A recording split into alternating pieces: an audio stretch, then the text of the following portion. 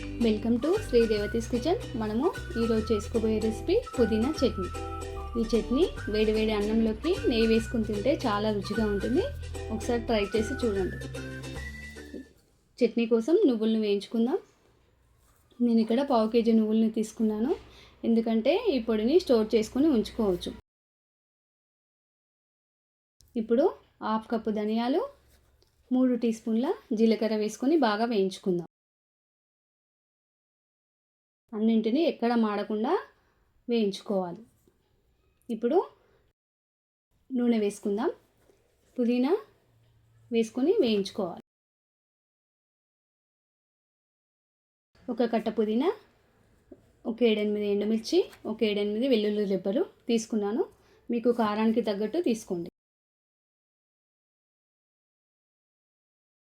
వీటిని కూడా బాగా ఫ్రై చేసుకోవాలి. ఇప్పుడు నువ్వుల్ని మిక్సీ పట్టుకుందాం. మిక్సీ పట్టుకున్న నువ్వుల్లో ఇప్పుడు అన్నింటిని వేసుకొని మిక్సీ పట్టుకోవాలి. ఇందులో చింతపండు రసం, చక్కెర, పసుపు, ఉప్పు వేసుకొని బాగా మిక్సీ పట్టుకోవాలి.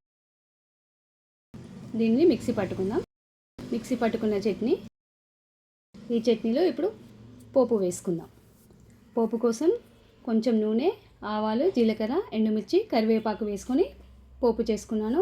ఇప్పుడు పుదీనా చట్నీ రెడీ అయిపోయింది. ఈ వీడియో నచ్చితే లైక్ చేయండి, షేర్ చేయండి, సబ్స్క్రైబ్ చేయండి. Thank you for watching.